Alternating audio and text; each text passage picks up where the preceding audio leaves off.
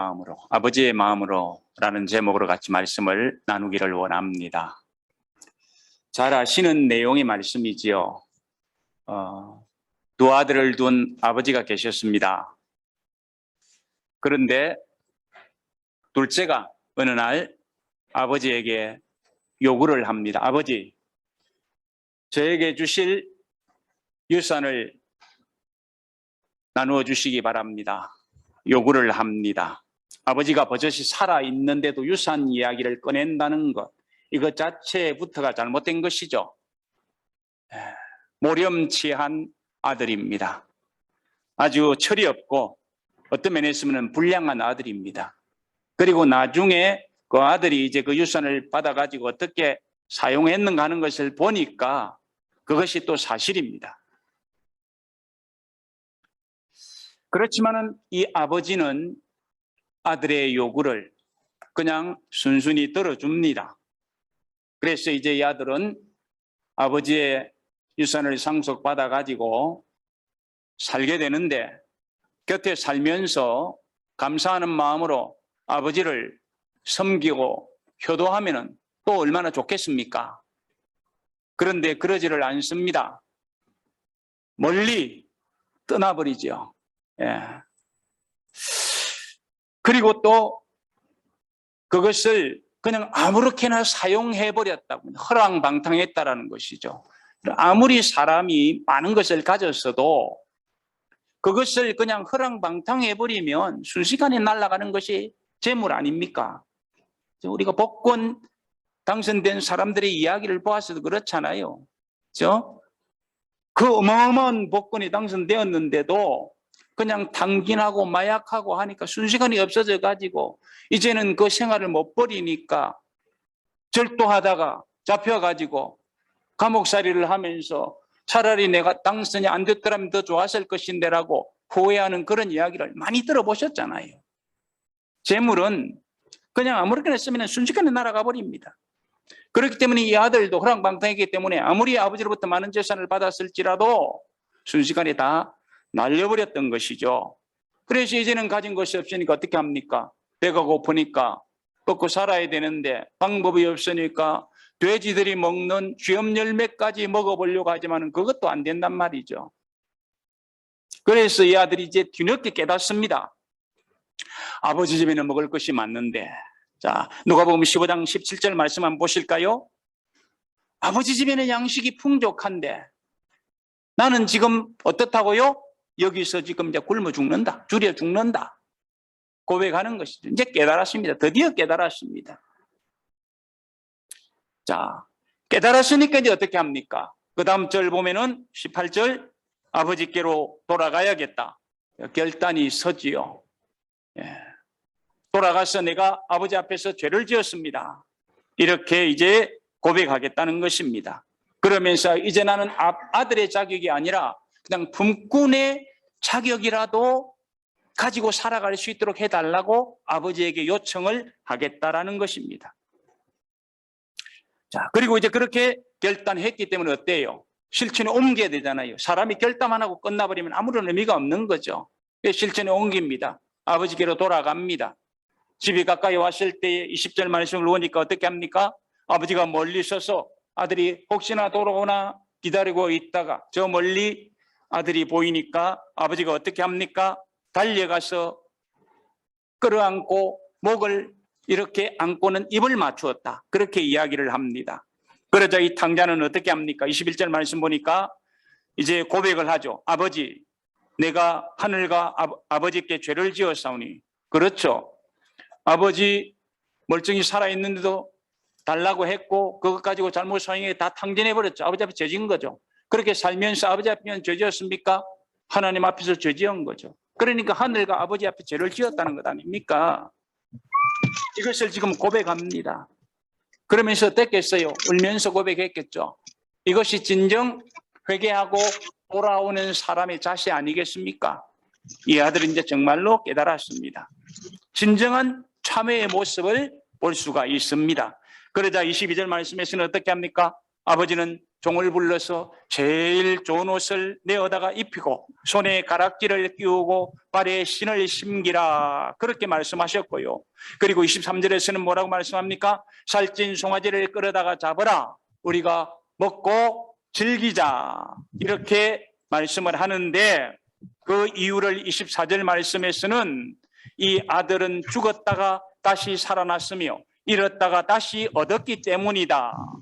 이렇게 말씀합니다. 우리는 여기에서 용서하는 은혜, 사죄의 은혜가 얼마나 큰가 하는 것을 잘 볼 수가 있습니다. 사실 이 아들은 아버지에게 너무나도 잘못된 짓을 저질렀습니다. 아버지를 마치 이제는 죽은 분같이 취급하고 유산 달라고 했잖아요. 그리고 가까이 살면서 효도하지도 않고 멀리 떠나버렸습니다. 벌써 아버지하고 격이 진 것이죠. 아버지 마음에 대못을 박은 아들입니다. 그리고 그것을 가지고 또 잘 살고 사업에 성공했다면 얼마나 좋을까요? 가서 다 탕진해 버렸습니다. 그 귀한 재산 아닙니까? 여러분, 재산이 쉽게 들어옵니까? 그렇지 않아요. 피땀 흘려서 수고해야만인 그것이 내 수중에 들어오는 거잖아요. 그런데 그것을 다 탕진해가지고 날려버렸습니다. 그런데 그 아들이 돌아왔을 때 아버지는 그 아들을 받아들이는 거예요. 다 용서해 주었다는 것 아닙니까? 그 이유가 무엇일까요? 한 가지, 아버지 마음에는 아들을 사랑하는 마음이 있었다는 것입니다. 아무리 그 아들이 철없이 살고 정말로 이 망나니 같이 산다고 해도 그 아들을 아버지는 사랑하신다는 것입니다.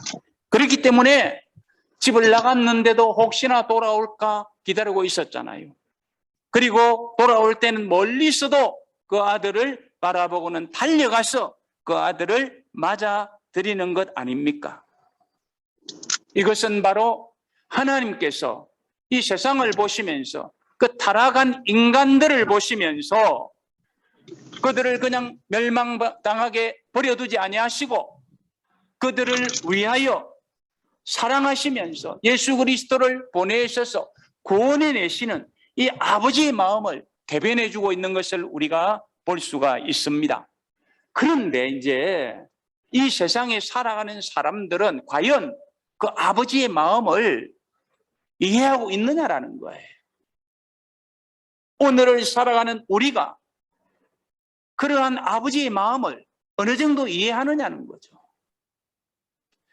집을 나가지 않은 큰아들이 정말로 이 아버지의 마음을 어느 정도 이해하고 있었느냐라는 거죠. 이제 우리는 그것을 한번 보기를 원합니다. 자, 25절 말씀을 한번 보십니다. 거기를 보시면은 맏아들은 밭에 있다가 돌아와 집에 가까이 왔을 때에 풍악과 춤추는 소리를 들었다고 이야기를 합니다. 맏아들은 아버지와 함께 살면서 성실하게 살아가고 있었던 모습을 우리가 읽어낼 수가 있습니다. 둘째는 자기 것을 가지고 나가서 다 탕진해버리고 살지만 맏아들은 아버지와 함께 있으면서 오늘도 밭에 나가서 열심히 일하고 있는 아들의 모습을 보여주고 있습니다. 둘째하고는 완전히 다른 모습입니다. 그렇게 성실하고 살고 있던 어느 한 날에 이제 일을 마치고 집으로 돌아와 보니까 집에서 풍악 소리가 나고 잔치가 벌어지는 것을 보았다라는 것이죠. 그러자 26절 말씀에서 보면은 이 맏아들이 어떻게 합니까? 한 종을 불렀다고 합니다. 그러면서 물어보는 거죠. 왜 이런 일이 있느냐? 이게 무슨 일이냐? 이렇게 물었다고 합니다. 그러니까 이제 그 종이 대답을 해주죠. 27절 말씀에서 보면은 당신의 동생이 돌아왔음에 당신의 아버지가 건강한 그를 다시 맞아들이게 됨으로 인하여 살찐 송아지를 잡았나이다. 그때 이 맏아들의 반응이 어땠습니까? 참 잘됐다. 이랬습니까? 그게 아니잖아요. 28절에서 보시면 그가 노하여 집으로 들어가려고 하지 않았다라고 합니다. 아버지는 탕자가 돌아왔을 때에 반갑게 맞았고 정말로 잔치까지 벌였지만은 이 맏아들은 그러한 사실을 알고는 어땠다고요? 분노했다라는 것입니다. 아버지의 마음과 맏아들의 마음이 이렇게 다른 것을 볼 수가 있습니다. 그러자 아버지가 어떻게 합니까? 나와서 이 맏아들에게 이야기합니다. 그러지 말고 집으로 들어가자 권합니다. 그럴 때 이 맏아들은 예, 아버지 알겠습니다 라고 대답을 했다면 또 얼마나 좋겠어요. 그런데 또 그러지 않았습니다. 29절 말씀에서 보면 이렇게 이야기를 하죠. 내가 여러 해 아버지를 섬겨 명을 어김이 없거늘 내게는 염소 새끼라도 주어 나와 내 벗으로 즐기게 하신 일이 없더니 라고 합니다. 그러면서 30절에서 아버지의 살림을 장녀들과 함께 삼켜버린 이 아들이 돌아오매 이를 위하여 살찐 송아지를 잡으셨나이다 이렇게 말합니다. 아버지를 책망하는 거죠. 막 불평을 쏟아내는 거죠. 나에게는 그렇게 야박하게 됐는데 돌아온 이 탕자에게는 저렇게 잘 대합니까? 이렇게 이야기합니다. 아니, 아버지가 정말로 이 맏아들에게 그렇게 야박하게 대했습니까? 그러지 않았을 것입니다. 그런데 이 마지는 그렇게 지금 생각하고 이야기를 하는 거죠. 그러면서 막 불평을 쏟아냅니다. 그러자 아버지는 뭐라고 말씀합니까? 31절 보시기 바랍니다. 예, 너는 항상 나와 함께 있으니 내 것이 다 내 것이로 돼. 무슨 말씀입니까? 둘째는 자기 것 받아 나갔습니다. 그래서 이제는 남은 것은 지금 다 이제는 그 마지의 것입니다. 그리고 지금 그것을 가지고 아버지와 함께 누리고 있었습니다. 특권을 누리고 있는 거죠. 그리고 나중에 그 모든 것은 다 그 마지의 소유가 될 것입니다. 이것을 아버지는 지금 그 마지에게 확인해 주고 있는 것입니다. 아버지가 지금 이런 마음을 가지고 있다는 것은 그 마지에게 절대로 야박하게 대하지 않았다는 것을 또한 우리는 읽어낼 수가 있습니다. 너가 누릴 특권에는 변화가 없을 것이라고 보장해 주는 말씀입니다. 그러면서 이제 아버지가 하시는 말씀 32절 말씀, 이 내 동생은 죽었다가 살아났으며 내가 잃었다가 얻었기로 우리가 즐거워하고 기뻐하는 것이 마땅하다 하니라. 이건 당연한 것이죠. 당연한 것입니다.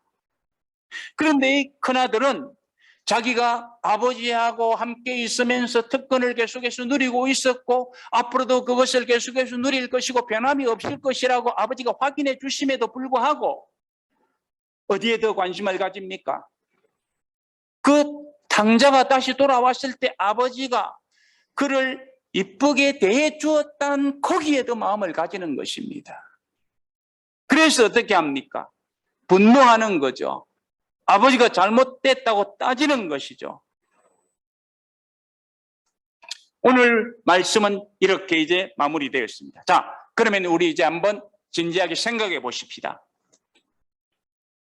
저와 여러분들은 지금 이렇게 하고 있는 이 맏아들에게 돌을 던질 수 있을까요? 한번 진지하게 생각해 보시기 바랍니다. 만약에 그때 거기 내가 있었다고 한다면, 맏아들로 내가 있었다고 한다면 어떻게 했을 것인가? 한번 생각해 보시기 바랍니다. 맏아들은 성실하게 살았습니다. 그런데 둘째는 유산을 요구해서 가지고 가서 다 그냥 거비에서 없애버렸습니다. 그렇기 때문에 맏아들의 입장에서 그 둘째에게 욕을 한다는 것 자체가 어떻게 보면은 당연할 수가 있습니다. 욕을 얻어먹어도 쌀 수가 있는 거죠. 그러나 우리가 한 가지 놓치지 말아야 될 것이 있습니다.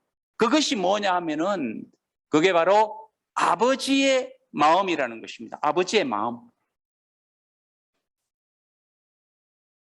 만약에 이 맏아들에게 아버지의 마음이 있었다고 한다면 둘째가 돌아오기를 애타게 기다리던 그 아버지, 그리고 정말로 그 아버지가 그 아들이 돌아왔을 때의 잔치를 벌리는 그 아버지의 마음, 그것을 알았다고 한다면 그가 일터에서 돌아와서 잔치 벌어지는 것을 보고 밖에서 종 불러서 무슨 일이냐고 묻지 않았을 것이죠.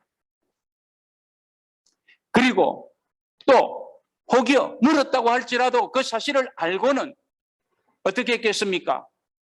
급히 들어가서 돌아온 동생을 껴안고 기뻐하고 감사하면서 그 잔치에 동참하지 않았겠습니까? 그런데 이 맏아들은 아버지의 마음을 몰랐다는 것입니다. 그렇기 때문에 분노했습니다. 아버지가 나와서 같이 들어가자고 해도 막 불평을 쏟아냈던 것입니다. 그렇다면 이런 맏아들의 마음이 우리에게 있는 것은 아닙니까? 아버지의 마음을 모르고 그냥 내 생각대로 내 감정대로 이야기하는 그런 사람이 혹시 우리가 아니냐는 것입니다. 하나님 아버지의 마음은 사랑의 마음입니다. 이런 자를 찾고자 하는 마음입니다. 집을 떠난 자를 돌아오도록 하고 싶어하는 마음입니다. 아무리 큰 죄를 지어도 용서해 주고 싶어하는 마음입니다. 긍휼의 마음입니다. 모든 사람이 구원을 얻기를 바라는 마음이 바로 아버지의 마음입니다. 그런데 우리에게는 이런 마음이 있습니까? 없는 것 아닙니까? 우리는 정말로 우리에게 진지하게 한번 물어봐야 됩니다. 너에게는 아버지의 마음이 있느냐? 너에게 누군가 욕을 할 때에 같이 욕해주는 그 마음이 아버지의 마음이냐? 함께 있다가 그가 죄를 지어서 하나님 앞에 징계를 받을 때에 고소하다고 생각하는 그 마음이 아버지의 마음이냐? 죄를 지어서 그 사람이 하나님으로부터 매를 맞고 망하는 길을 가는 것을 보면서 그러면 그렇지, 그게 하나님의 공이지 라고 이야기해 줄 때에 지금 가지는 그 마음이 정말로 아버지 하나님의 마음이냐? 이런 것 우리 한번 생각을 해 보아야 되는 것입니다. 만약에 아버지의 마음이 나에게 없다면 우리는 그것을 당연시 할 것입니다. 그러나 우리가 아버지 하나님의 마음을 안다면 그런 생각을 안 가지겠죠. 죄를 용서해 주는 마음이 있을 것이고 긍휼히 여겨주는 마음이 있을 것입니다. 오늘 성경이 우리에게 이 돌아온 탕자와 집에 있는 맏아들의 이야기를 들려주는 이유를 우리가 잘 알아야 됩니다. 세상 사람들은 마치 맏아들 같다라는 것입니다. 그러면서 그렇게 살아서는 안 된다라는 것을 교훈해 주기 위해서 예수님께서는 비유로 이 말씀을 해 주시는 것입니다. 사실 아버지는요, 죄를 짓느냐 아니냐 이것보다는 돌이키느냐, 그죠? 돌아오느냐 않느냐, 이게 더 중요하다는 것입니다. 왜 그럴까요? 인간은 어차피 죄인 아닙니까? 인간은 어차피 죄인입니다. 그러므로 원래 선한 것은 없습니다.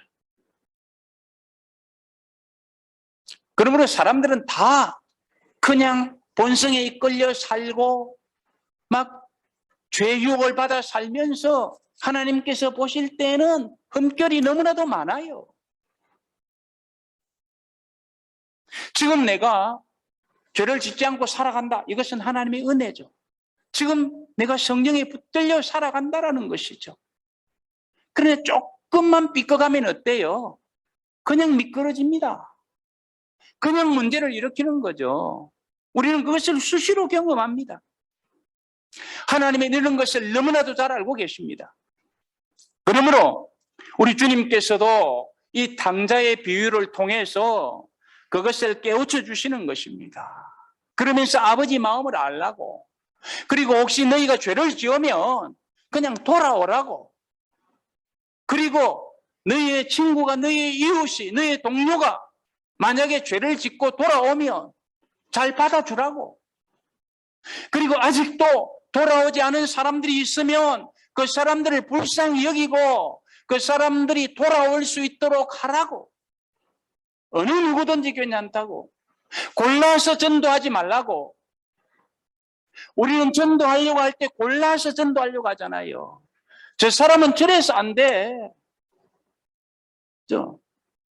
그리고는 아예 그 사람에게 신경을 꺼버릴 수가 있습니다. 오늘 성경은 그런 것을 지적해주고 있는 것입니다. 그러므로 오늘 이 말씀을 우리가 정말로 깊이 생각을 해야 됩니다. 여러분들은 아마 본 페퍼라는 이름을 들어보신 적이 있을 것입니다. 아주 유명한 독일의 신학자이죠. 그래서 우리 사진을 한번 보네퍼를 한번 볼까요?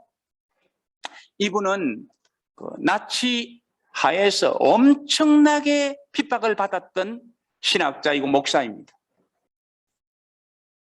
그렇기 때문에 히틀러가 얼마나 미웠겠어요? 한번 생각해 보세요. 인간적인 생각으로. 그래서 누군가가 이 보네퍼 목사님에게 그런 이야기를 했답니다. 목사님, 만약에 목사님이 히틀러 앞에 서서 뭔가 한마디 이야기해 줄 수 있는 기회가 온다면 목사님께서는 히틀러에게 뭐라고 이야기해 주겠습니까? 질문을 받았답니다. 그랬을 때 이 보네퍼 목사님은 뭐라고 말씀을 하셨겠습니까? 네, 나는 히틀러 씨에게 이렇게 이야기하고 싶습니다. 히틀러 씨, 하나님은 당신을 사랑하십니다. 그러므로 당신은 예수 그리스도를 구주로 믿고 구원받으십시오. 이렇게 이야기해 주고 싶습니다. 라고 했다는 것입니다. 그냥 우리가 단순하게 이렇게 이야기하는 게 쉬운 것 같죠? 여러분, 이 말이 쉽겠습니까? 한번 생각해 보세요. 그 어려운 핍박을 받고 사선을 넘나드는 그런 일을 당했는데 그 사람 만나가지고 하나님이 당신을 사랑합니다. 예수 그리스도를 믿고 구원 얻으십시오. 이야기하고 싶다니. 이거 절대로 쉬운 것 아닙니다. 사실 우리가 그런 것을 많이 경험하지 않습니까? 나에게 엄청난 어려움을 준 사람, 여러분 그 사람 찾아가서 하나님이 당신을 사랑하십니다. 예수 믿고 구원 얻으십시오. 진솔하게 이야기할 수 있겠습니까? 스스로에게 물어보세요. 저에게 설교를 준비하면서 이렇게 물어보니까 이 답이 쉽지 않더라고요. 그렇잖아요. 아주 사소한 일에도 감정이 뒤틀리고 하면은 꼴보기 싫어하는데 자기 생명을 빼앗아 가려고 비판하던 이런 사람에게 가서 하나님은 당신을 사랑하십니다. 예수 믿고 구원 얻으십시오. 이런 이야기를 한다는 것, 이거 결코 쉬운 일이 아닙니다. 예. 나에게 그런 일을 저지르지 않고 사회에 악을 행한 사람들에게도 우리는 어떻게 합니까? 저 사람은 없어져야 돼. 저 사람은 지옥 가야 돼. 그렇게 이야기하잖아요. 예를 들어 볼까요? 오래전 이야기입니다. 아마 여러분들은 다 아실 것입니다. 20명을 연쇄살인한 유영철이라는 사람 알잖아요.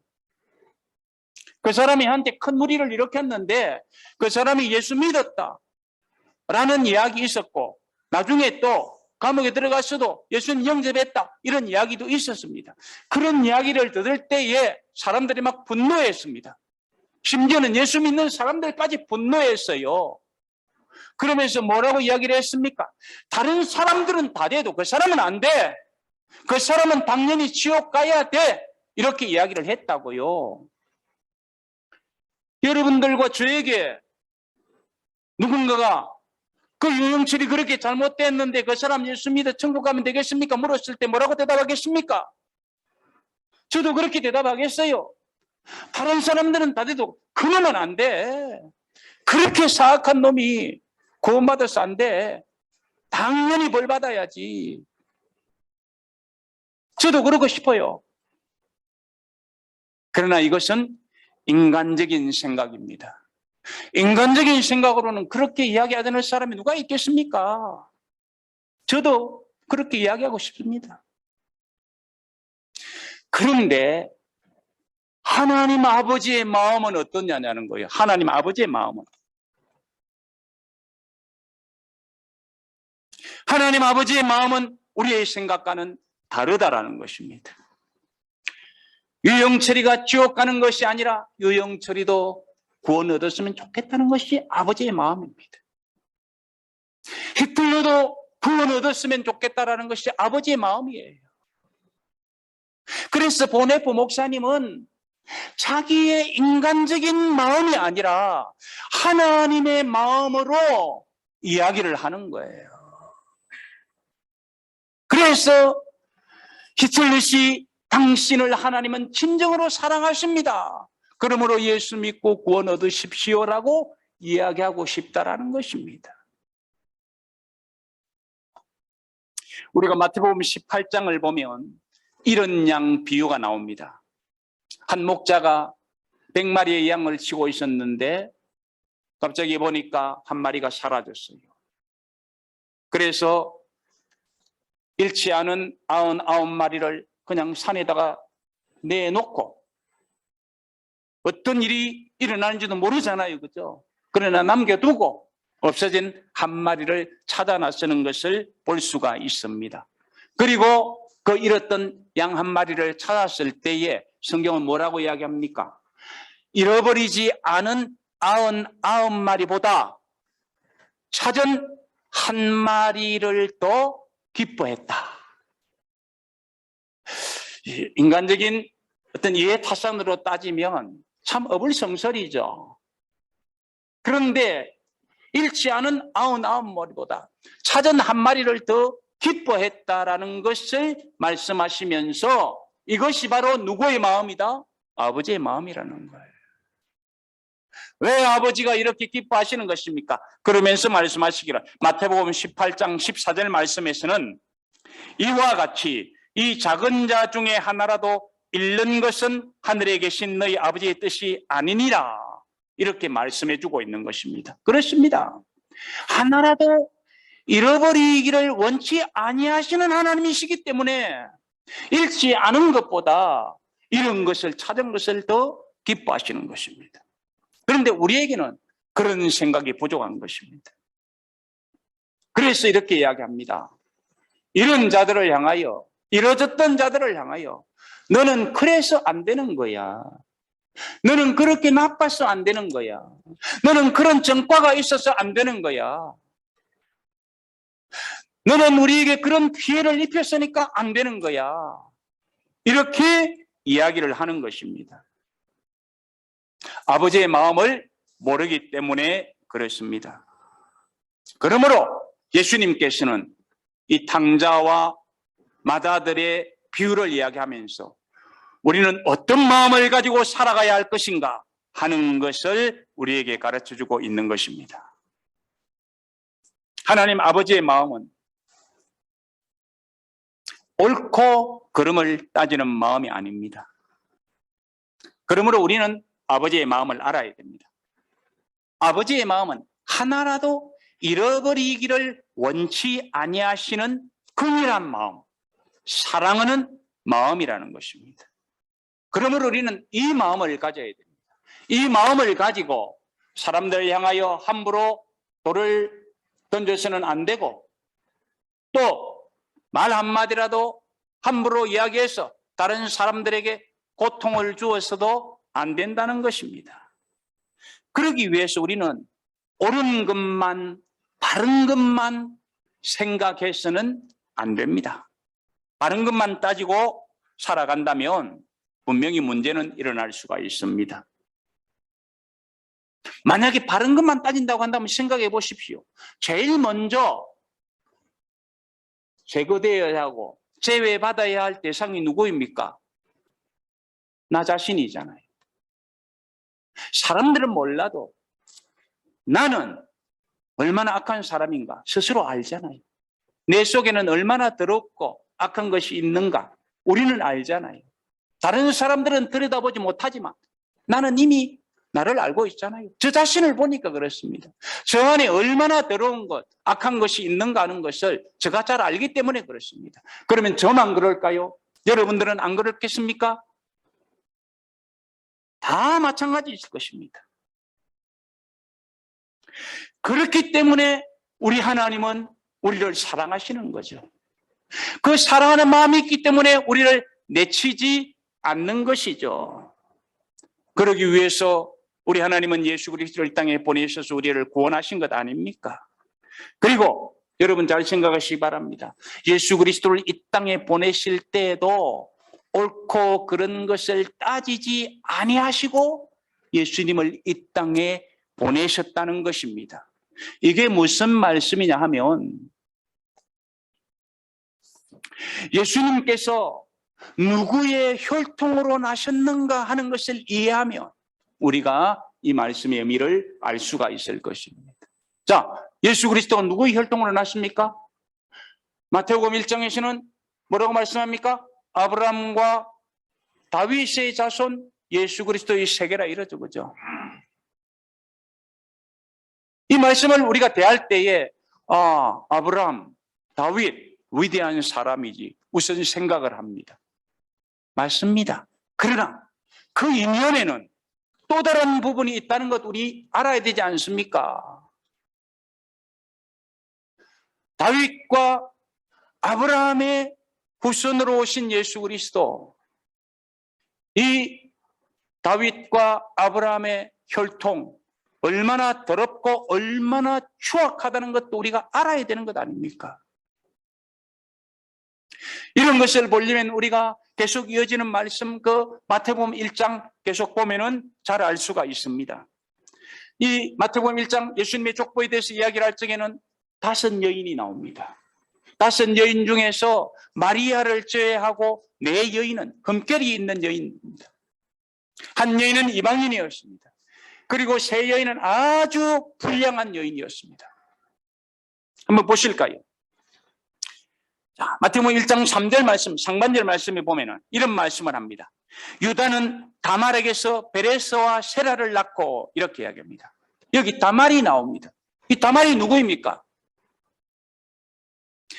장녀의 몸으로 변신하고 아버지를 유혹해서, 그죠? 어떤 면에서 보면 근친상간을 해서 자녀를 얻은 정말로 용서받지 못할 며느리입니다. 물론 1차적인 책임은 유다에게 있죠. 그렇다고 해서 다말의 행위를 정당화할 수가 있습니까? 절대로 정당화할 수가 없잖아요. 이런 사악한 여인입니다. 파렴치한 여인입니다. 그리고 5절 상반절 말씀을 보시면 살몬은 라합에게서 보아스를 낳고 이렇게 이야기합니다. 라합이 누구입니까? 우리가 잘 아는 대로 여리고의 기생이잖아요. 좋은 말로 해서 기생이지 원어적으로 보면 창녀 아닙니까? 예, 창녀입니다. 오늘날에도 창녀하면 별로 좋지 않은 시선을 가지고 보잖아요. 그런데 그 당시에 창녀는 어떻겠습니까? 돌로 쳐 죽여야 하는 대상 아닙니까? 그런 혈통을 예수님은 가지셨다라는 거예요. 용납할 수가 있습니까? 그런데 하나님은 구주를 그 혈통으로 보내신 것입니다. 6절 말씀 보시기 바랍니다. 이새는 다윗 왕을 낳았으니 다윗은 우리아의 아내에게서 솔로몬을 낳고 이렇게 이야기를 합니다. 여기 이 우리아의 아내라고 그냥 소개되어 있는데 이 사람 누구인지 우리 잘 알죠? 바세바 아닙니까? 그렇죠? 바세바를 통해서 이제 다윗의 조상을 낳는데 이 바세바는 어떤 여인이었습니까? 대낮에 다윗 왕이 볼 수 있도록 창문을 열어놓고 그냥 목욕을 하는 거예요. 이게 정상적입니까? 잘못됐잖아요. 아주 엉큼한 여인입니다. 이런 것을 보면서 무슨 생각을 우리가 할 수가 있습니까? 예수님이 아브라함과 다윗의 자손이라고 했는데 그 뿌리를 타고 올라가 보면은 그 불량하고 부도덕하고 정말로 그 사회에서는 인정받지 못할 그런 사람들 혈통을 타고 오셨다. 그럼에도 불구하고 성경은 버젓이 이것을 공개하고 있다는 것입니다. 여러분 사람들은요 뭔가 좀 부당한 거 있으면 그걸 자꾸 숨기려고 하지 않습니까? 그렇습니다. 그런데 성경은 어때요? 확 다 열어서 드러내버립니다. 왜 그렇습니까? 어차피 인간은 따지고 보면은 옳고 그름을 따져서는 안 되는 대상이기 때문에 그렇습니다. 그렇죠? 그렇기 때문에 인간은 다 드러내놓고 용서받아야 할 대상들이고 구원받아야 할 대상들인 것을 우리 하나님은 아시기 때문에 그래, 그렇다면은 나도 구주를 그냥 그 혈통으로 보내겠다.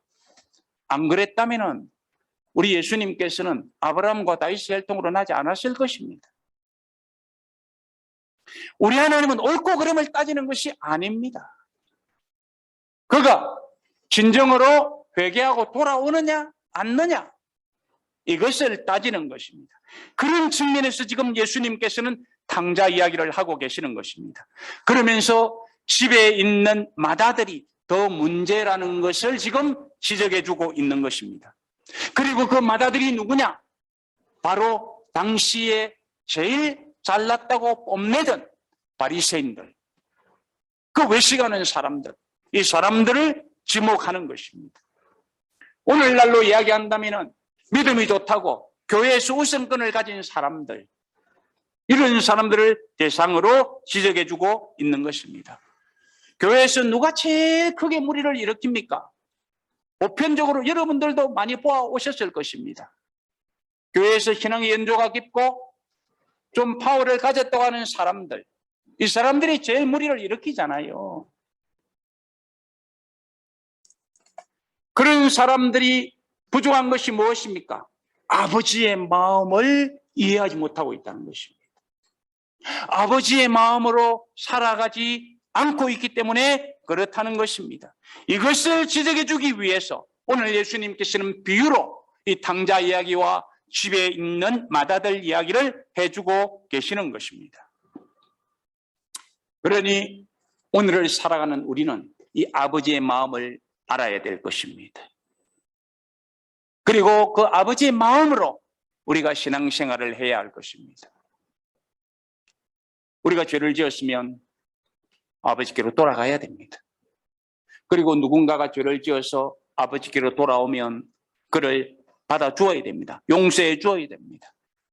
진심으로 그를 받아들이고 함께 기뻐해 주어야 됩니다. 그리고 아직 돌아오지 않은 그 사람들이 돌아오도록 하기 위해서 내가 또한 최선의 삶을 경주해야 됩니다. 그것이 바로 아버지께서 원하시는 마음입니다. 그렇게 살아가도록 하기 위해서 먼저 아버지께서는 우리를 불러주셨습니다. 우리는 집 나갔던 탕자 아닙니까? 그런데 우리를 불러주셨습니다. 이제는 어느 위치에 서 있게 합니까? 마다들의 위치에 서 있게 한 것입니다. 그러므로 먼저 찾긴 자, 먼저 부른 자들은 또한 하나님 앞에서 어떤 사명을 감당해야 합니까? 하나님이 기뻐하는 일들을 감당해내야 되는 것이죠. 그 일을 하려면 우리에게 어떤 마음이 있어야 됩니까? 아버지의 마음이 있어야 됩니다. 그러므로 이 2022년도에는 우리가 정말 아버지의 마음으로 믿음 생활을 하도록 하십시다. 그래서 이런 자들을 찾아야 됩니다. 그들이 돌아오면 기쁨으로 그들을 환영해 주어야 됩니다. 그러면 거기에 아름다운 잔치가 배설될 것입니다. 기쁨이 있을 것입니다. 교회는 아름답게 화목해질 것입니다. 하나님의 영광이 크게 드러날 것입니다. 이런 사명을 이 2022년에는 하나님께서 우리에게 주셨다고 생각하고 그렇습니다. 아버지의 마음으로 살아가기를 원합니다. 그것이 또한 그리스도 예수를 본받아서 살아가는 삶이 아니겠습니까? 우리 예수님이 이 땅에 오셔서 어떻게 사셨습니까? 아버지의 마음으로 사셨습니다. 그러므로 우리가 교회 표를 그리스도 예수를 본받아 살아가자 정했다면 아버지의 마음으로 살면 우리가 정말 또한 그리스도를 본받는 삶을 살 것이고 거기에는 아름다운 사랑, 화목 이런 자를 찾아내는 일, 하나님 나라의 지평이 넓어지는 일이 지속적으로 이루어질 것입니다. 이런 이들을 감당해내는 저와 여러분들이 되시기를 주님의 이름으로 축복합니다. 기도하십시다.